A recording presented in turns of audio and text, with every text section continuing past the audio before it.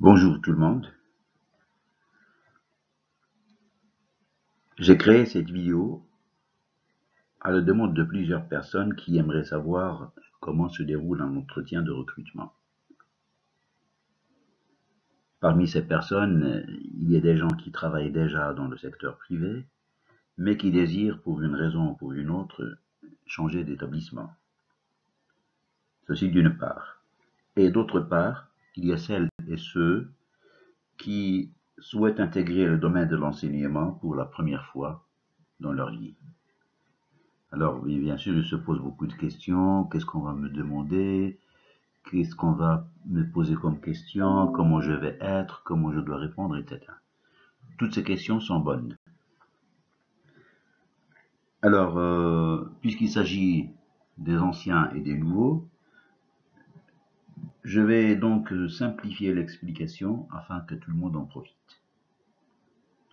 Alors, nous allons voir ensemble dans ce document presque toutes les questions qui se posent généralement dans les entretiens.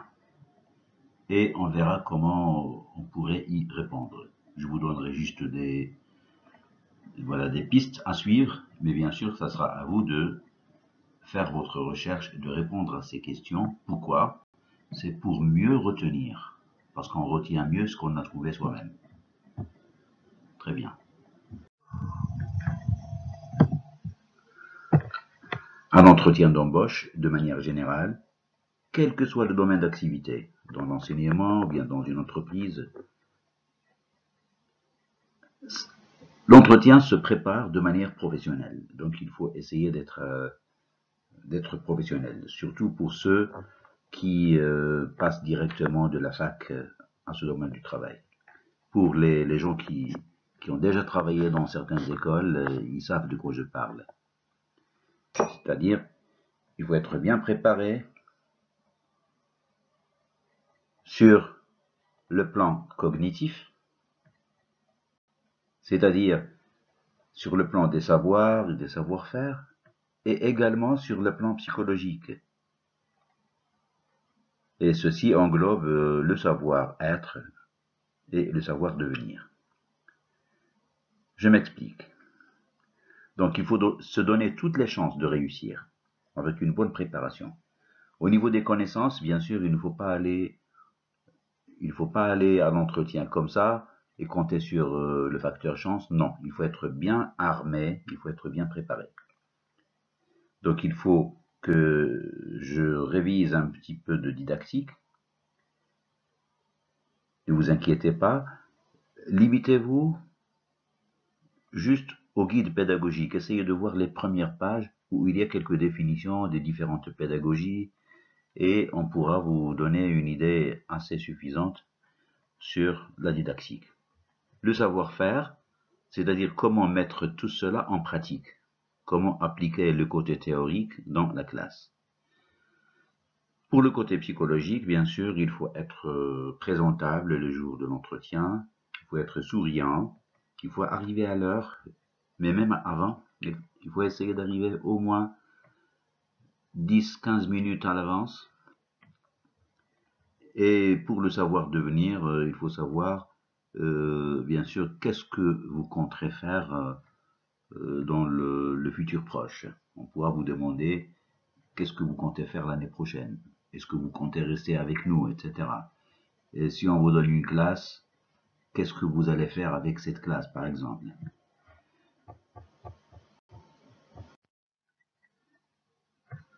Alors, qui vous passe l'entretien? Comme vous le voyez dans le titre, un entretien, c'est une entrevue entre deux personnes ou plus. Bien sûr, vous, d'un côté, vous êtes le candidat ou la candidate. Et celui qui vous passe l'entretien, c'est généralement l'encadreur pédagogique ou il y a le directeur pédagogique. Il peut être accompagné de l'encadrant pédagogique et éventuellement une troisième personne qui peut être le fondateur de l'école, c'est le propriétaire de l'école. Alors il faut être très convaincant et il faut bien sûr être confiant, il faut avoir confiance en soi-même pour pouvoir mettre les autres en sécurité. Parce que eux aussi, ils s'inquiètent et ils peuvent avoir peur d'embaucher une personne qui n'est pas à la hauteur. Donc il faut leur montrer que vous êtes à la hauteur et que vous méritez ce poste-là. Qu'est-ce qu'on doit préparer? Votre préparation doit porter sur tout ce qui concerne le cycle où vous envisagez de travailler. Ça dépend de votre objectif. Est-ce que vous voulez travailler dans le préscolaire, ou bien dans le primaire, ou bien au secondaire collégial, ou au secondaire qualifiant? Il faut connaître déjà, par exemple pour le primaire, le collège, le lycée, il faut connaître les manuels, les œuvres pour le qualifiant, et il faut avoir une idée sur le programme, sur l'emploi du temps. Donc il faut être professionnel. N'allez pas à l'entretien comme ça. Donc il faut être bien préparé. Et là, je vais vous présenter les principales questions qui peuvent être posées. On peut vous demander, par exemple, si vous connaissez les textes officiels, donc les principaux textes officiels. Vous avez la Charte nationale d'éducation et de formation qui date de 1999 et qui préconise le recours à l'approche par compétences. Le plan d'urgence qui a duré 3 ans, de 2009 à 2012. Les nouvelles orientations pédagogiques, version septembre 2011. Il y a le livre blanc, la vision stratégique 2015-2030. Donc ce sont les principaux textes. Et bien sûr là j'ai mis le etc. parce qu'il y a d'autres documents que vous pourrez bien sûr voir. On pourra vous demander les mêmes questions si vous passez l'entretien en arabe. Mais pour les enseignants de français, bien sûr, vous devez répondre en français. Si on vous pose la question en arabe, vous répondez en arabe. Si on vous pose des questions en français, c'est en français que vous allez répondre.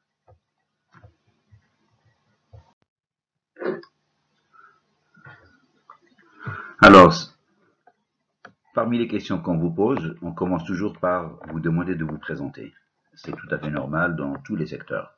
Même si vous voulez travailler dans une entreprise, on vous demandera de parler de vous. On peut vous dire présentez-vous, bien parlez-nous de vous, etc. Ici, on hésite. Pour se présenter, est-ce qu'on doit parler de tout ou bien on va parler juste de l'identité? Qu'est-ce que vous en pensez? Bien sûr, on va se limiter juste à l'essentiel. Il ne faut pas tout dire à la fois dans la première question. Il ne faut pas raconter toute votre vie. On peut dire bien sûr, voilà, je m'appelle XY, je suis né le, etc., etc. Vous dites votre situation familiale. Est-ce que vous êtes célibataire, marié, divorcé? Et c'est pas la peine d'entrer dans les détails, hein, dans trop de détails. Et ensuite, on vous posera la question. Donc, il ne faut pas réciter votre CV. Il ne faut pas réciter votre CV. Ça se voit des fois quand un candidat commence à trop bavarder, on va se dire, bon voilà, c'est son CV qu'il a appris par cœur et qu'il est en train de réciter. On vous posera la question, pourquoi vous avez choisi l'enseignement? Là, il faut être honnête. Ensuite, parlez-moi de votre expérience professionnelle, si vous en avez bien sûr, mais si vous êtes nouveau pour la première fois, vous pouvez vous contenter de parler de votre parcours universitaire, de votre cursus universitaire.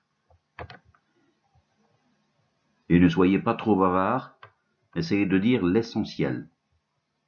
Ne parlez pas trop. Alors, question suivante. Pourquoi avez-vous quitté votre poste précédent? Je vous conseille ici de ne jamais dire du mal de votre ancien employeur. Donc la meilleure réponse peut-être serait, bon voilà, parce que j'aime changer, j'aime, je ne sais pas, une école où j'ai des opportunités de formation, ou bien la notoriété de votre école a attiré mon attention. Donc, mais soyez toujours positif. Pourquoi vous avez choisi notre école? C'est ça, bien sûr, parce qu'il faut déjà à l'avance se renseigner sur cette école et essayer de voir quels sont les points forts de cette école. Quels sont les niveaux auxquels vous avez enseigné? Bien sûr, peut-être on veut vous attribuer un niveau quelconque et on veut savoir si vous êtes capable d'assumer la responsabilité dans ce niveau. Donc il ne faut pas mentir ici. Si vous avez enseigné dans un seul niveau, vous dites un seul niveau. Mais il faut essayer de savoir à l'avance, d'avoir des idées sur ce qui se passe dans le niveau avant et le niveau après. Par exemple, vous voulez enseigner dans le niveau 5e année, il faut savoir qu'est-ce qui se passe en 4e année et qu'est-ce qui se passe en 6e année. 7e question, quel est le niveau que vous préférez qu'on vous attribue et pourquoi? Là, bien sûr, ça dépend de chacun d'entre vous. Où est-ce que vous vous sentez à l'aise? Par exemple, si vous choisissez une classe de CP, il faut se dire pourquoi. Si on vous demande est-ce que vous pourriez changer de niveau chaque année, il faut se dire oui, bien sûr. Il faut être polyvalent. Il ne faut pas prendre les mêmes niveaux pendant plusieurs années.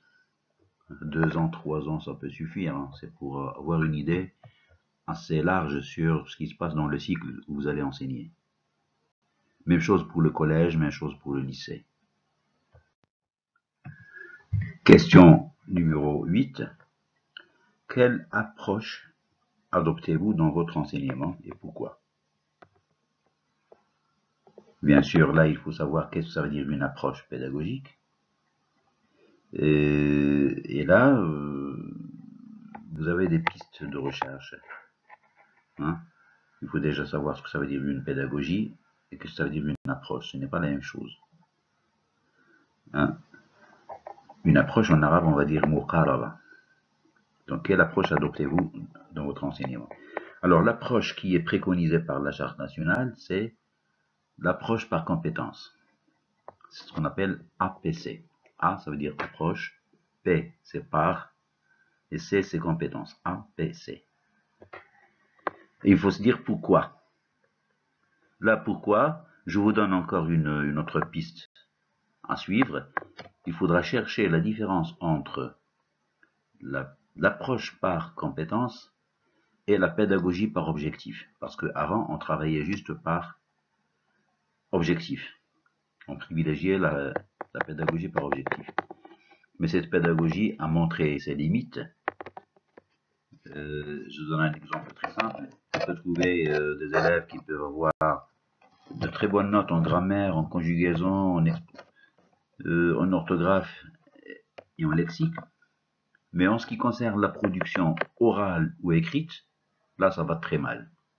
Donc, ça montre que les compétences n'ont pas été acquises, les compétences de production orale et de production écrite. Donc, l'approche qu'on doit adopter, c'est l'approche par compétence.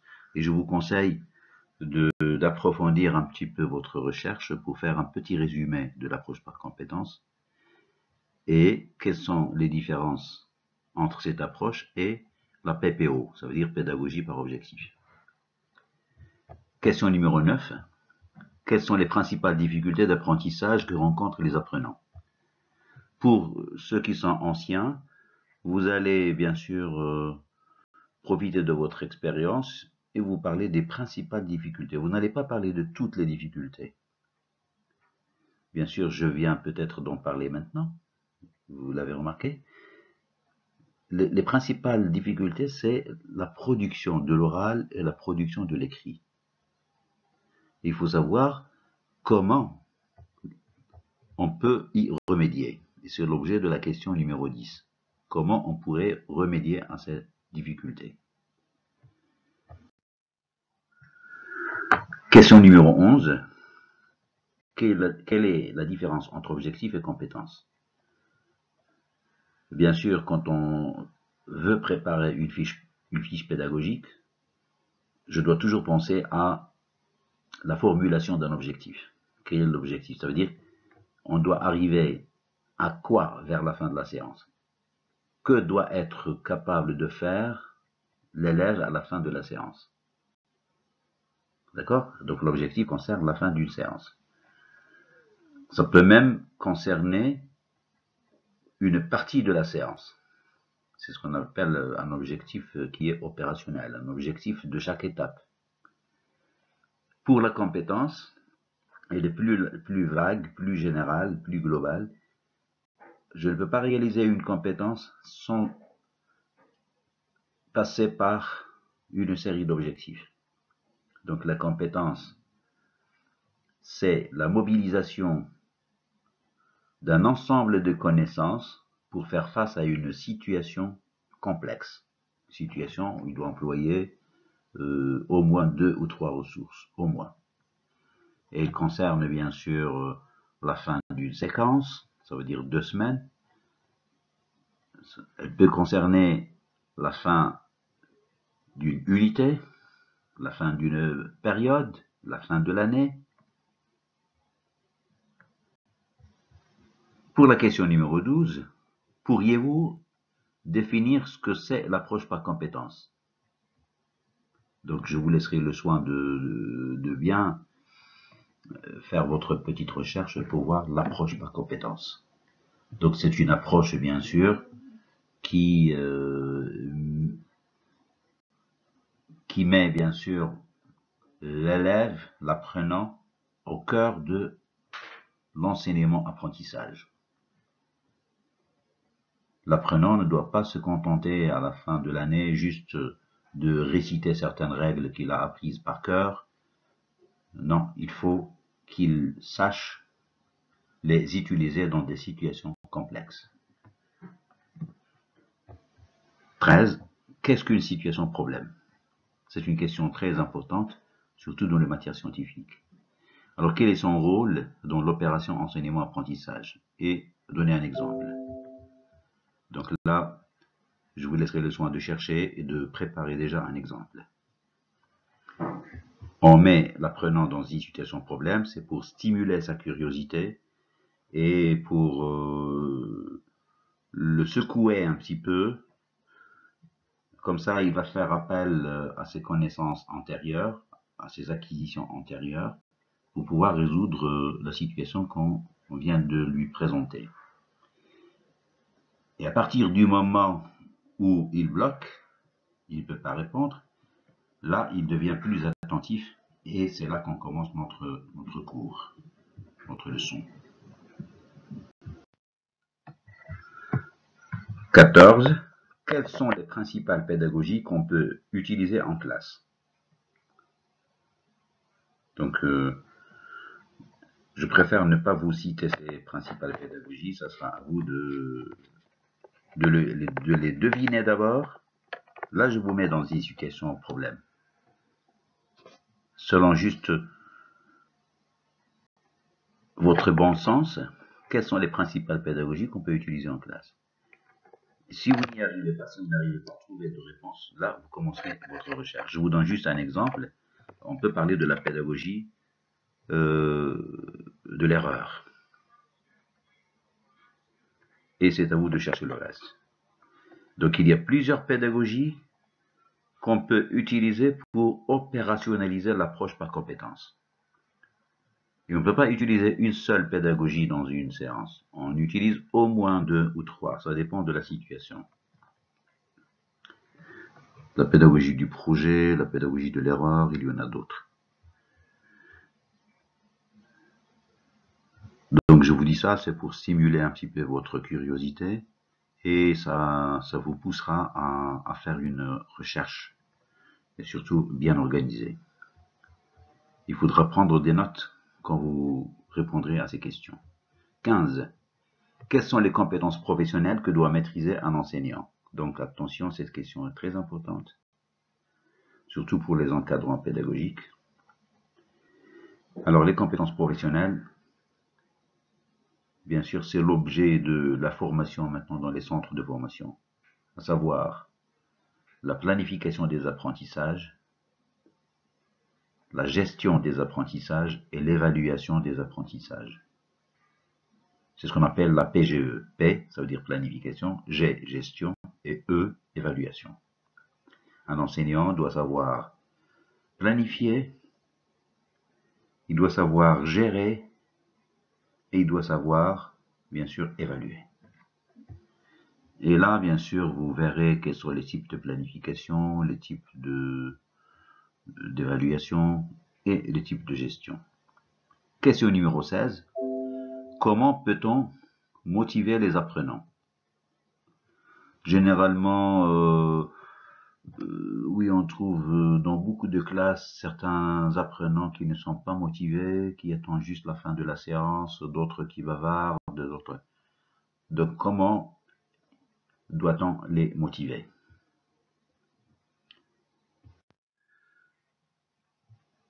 Question numéro 17. Comment peut-on gérer une classe hétérogène? Voilà une question qu'on peut bien sûr lier à la question précédente et qui a un rapport avec la gestion des apprentissages. Généralement, mais c'est presque toujours, on ne trouve jamais une classe homogène. Jamais. Dans tous les pays du monde, quel que soit le niveau de l'école. Il y a toujours des bons, des moyens et des moins bons. D'accord? Donc comment vous allez gérer cette hétérogénéité? 18. Comment doit-on faire face au cas des apprenants en difficulté? Vous trouverez certains élèves qui sont très en retard par rapport aux autres, qui ont énormément de difficultés.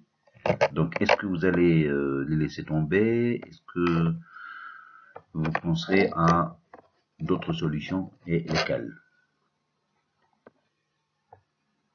19.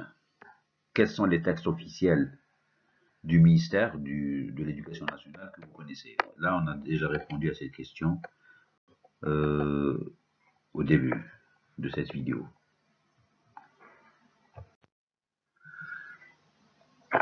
Question numéro 20. Êtes-vous toujours satisfait de vos leçons? Et pourquoi? Bien sûr, cette question s'adresse à ceux qui ont et à celles qui ont déjà enseigné.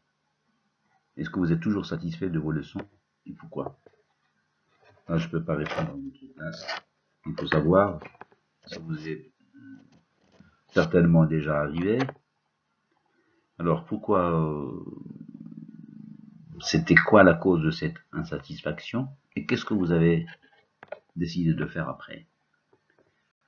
Question 21, ou bien question 21. Quels sont les types de planification que vous connaissez? Parlez-en brièvement. Donc je vais vous en parler brièvement, mais c'est à vous de faire après un approfondissement. Il y a la planification d'abord à long terme, planification à moyen terme et planification à court terme. Il faut voir les spécificités de chacune de ces planifications.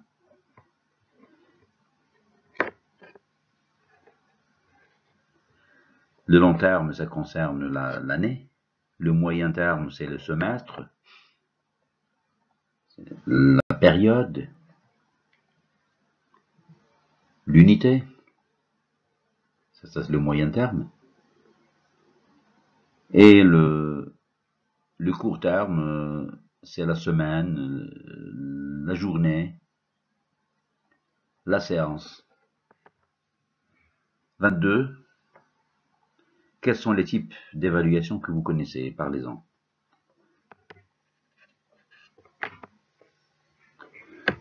Oui, bien sûr, vous l'avez deviné peut-être. Il y a une évaluation qu'on fait tout au début de l'année, et c'est ce qu'on appelle l'évaluation diagnostique. C'est pour avoir une idée sur les points forts et les points faibles de vos apprenants. Ça vous permettra bien sûr de faire un positionnement. Il y a l'évaluation formative qu'on fait au cours de l'opération enseignement-apprentissage, ça se fait tous les jours. Il y a l'évaluation sommative qu'on fait à la fin d'un cycle, ou bien à la fin de l'année, ou bien à la fin d'une période, c'est-à-dire d'une unité.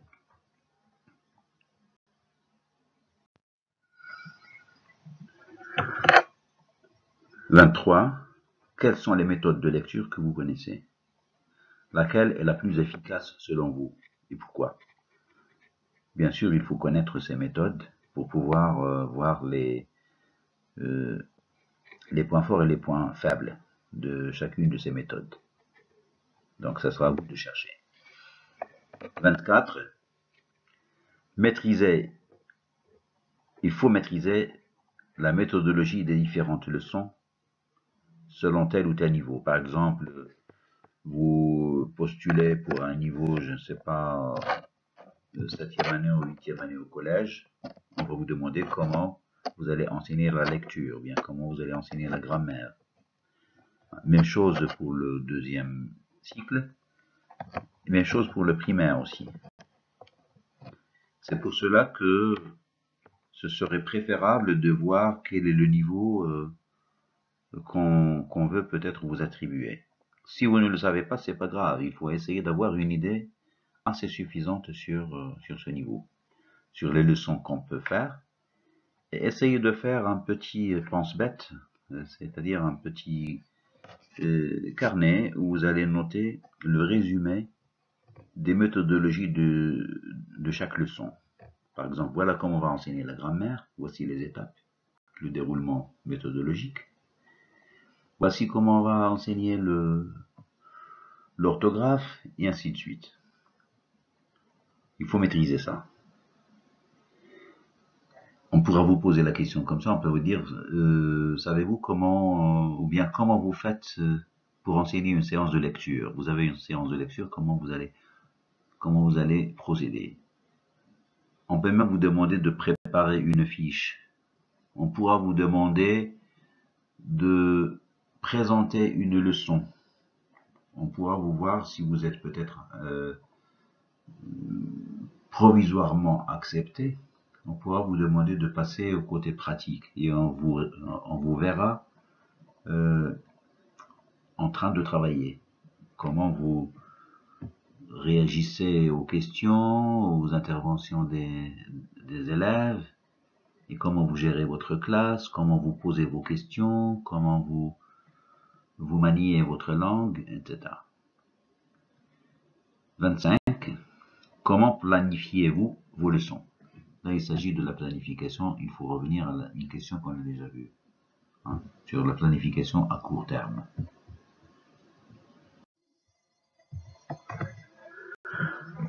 Question numéro 26. Comment doit-on gérer l'espace classe? Pourquoi? Donc, il faut voir ici déjà, il faut avoir une idée sur les différentes façons d'organiser la classe. On peut organiser les tables sous forme de U, on peut faire de petits groupes, si on veut travailler par atelier, on peut travailler en table ronde. Donc ça dépend de vous et de l'activité que vous voulez faire. Donc essayez d'avoir une idée sur cette question. 27. Alors c'est une question qui résume un petit peu le tout. Qu'est-ce qu'un bon enseignant pour vous? Et là je vous conseille de préparer même un petit texte que vous allez écrire à tête reposée. C'est comme un sujet de dissertation. Qu'est-ce qu'un bon enseignant pour vous? C'est-à-dire quelles sont les qualités qu'il doit avoir. C'est très très très important comme question. Si vous arrivez à répondre à cette question, bien sûr, ça sera un plus pour vous au moment de votre entretien. Pourquoi? Pour la simple raison que dans une école, quelle que soit privée ou publique, on cherche vraiment un bon enseignant. Surtout, bien sûr, dans le secteur privé. Ils sont très exigeants, donc il faut être un bon enseignant pour avoir ses chances d'être recruté. Parce que vous n'êtes pas le seul. C'est une compétition qui est féroce, une compétition, bien sûr, à laquelle il faut être bien prêt et bien préparé. Alors, nous arrivons au terme de notre exposé.